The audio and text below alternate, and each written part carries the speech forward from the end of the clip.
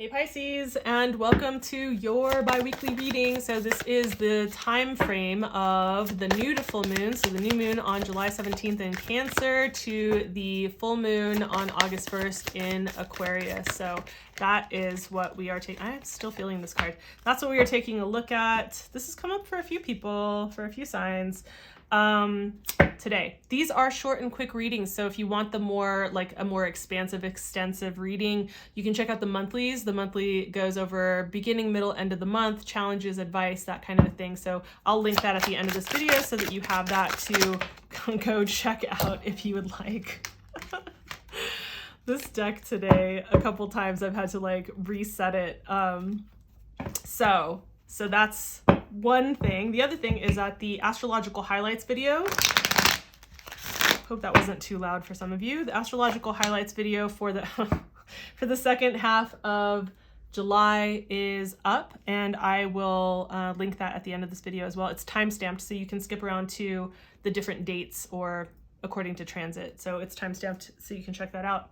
This particular reading, we are looking at what is being brought into focus for you, where your attention is being drawn and pointed to, because this particular area, if you were to put time, energy, attention into this area, would have a ripple effect that would benefit the rest of your life. So other areas, even if you're not working on manifesting or building momentum in this particular area that we're about to talk about in your life, it still would be of benefit to the whatever it is that you are trying to build momentum with, that you are trying to manifest.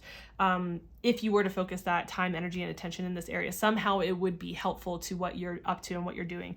You know, this is a collective reading for Pisces, rising, or sun signs. Just know that sometimes this is going to really resonate and land, and other times it won't. Like I watch there are a couple people that I watch for collective readings, and I know that if it doesn't resonate with me that month, it wasn't my message that month, you know, or I'll go check out my rising sign instead, right? So just something to point out there. If you want to get specific, that's where I say get a one-to-one reading, you know, whether that's with me or someone else. If it's with me, information is down in the description box below. So what area of life is being pointed to you? Well, it's the 11th house. As it says, yes, it's the house of community. It is also the house of alliances. So alliances, community, collaborators, friendships, friendship groups, social groups, whether that is IRL or online, it doesn't matter. Like these are just like where you're tapped into and how you're connected in this way. So, and I can see this really benefiting on many different levels, right? Like if you were to, let's say, pay attention to really nourishing and nurturing the connections that you have,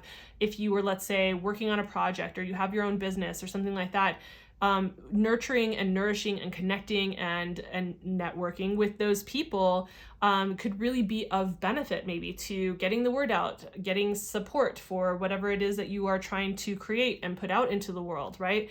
Also, let's say that you are working on a relationship that you've been in for quite some time and maybe trying to really progress that or work with that in some way. Well, perhaps tapping into certain kinds of communities or friendships would take maybe some of the pressure off of your relationship if there's been tension there. Allow for you to have outlets that feel nurturing and supportive so that you cannot really put all the pressure on your relationship. I'm just giving different examples of how this can show up as being a helpful area and that it would benefit other areas of your life. There are many more that I could give, but I just want to give a couple of examples so you can kind of see from there where you can apply it to yourself, right? So, and with the spiritual advice that we have coming through with that, that's the Chariot card. And so talk about a card for a new to full moon, like that energy, that vibe, that building, that momentum. That's what the Chariot is. The Chariot is forward movement and it's momentum, but it is forward movement and momentum that comes from alignment, right?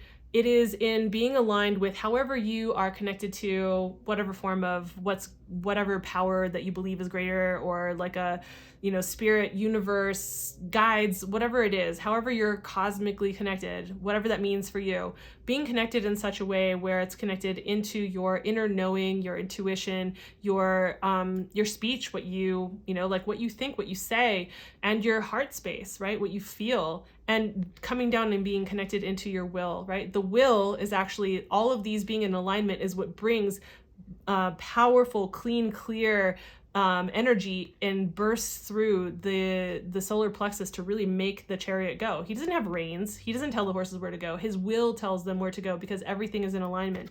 So said another way, and not so maybe woo or out there, is to say that connecting and making sure that what you think, what you say, what you feel, what you do is aligned. And that when you have that clear channel, things move with so much more ease and so much more rapidly in your life. There is an unstuckness, that's a new word that I'm just creating, that happens, right? You become unstuck and you're able to really move things forward, maybe from a place where you haven't been able to. Maybe you've been struggling with that in some way, in some area of your life. So wherever you've been wanting to create that momentum, the question to ask yourself is like, am I in alignment? And if not, go back and revisit those things, especially during this time where we have Venus finally going retrograde. We've been experiencing the shadow and seeing like the foreshadowing and the themes of this, but here we are now. We're going to be in this period of time, and this is like revisiting, revising, revisioning your values, right? Your things that have to do with like your relationships, your values, yes, your finances as well, the aesthetics around you. Like these are all things to be examining. And when the Chariot card shows up like this, I can't help but think like, are your values all aligned? Is what like you say, what you think, what you feel, what you do in alignment? Are you saying yes and no to things that are in alignment? And if not, maybe experiment with this for a 2-week period of time. Right? Just saying yes or no to what is only in complete alignment with you on all of those levels, and just see how your life unfolds, right?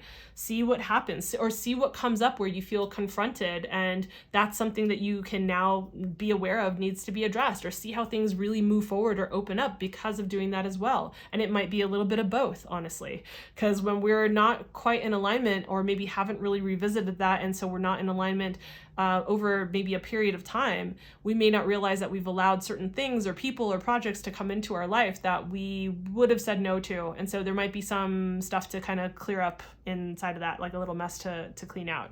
So I hope that this was helpful and insightful, and if it was, please consider giving the video a like. It does help me with algorithm gods, and I will have up on the screen, if it's not there already, the astrological highlights time-stamped video for the second half of July, and also the monthly video for Pisces, so you can check that out if you want to kind of get the bigger overall picture as well, or revisit that if you've already seen it. So thanks for your time, thanks for your attention and being here, and I will see you in the next video. Bye.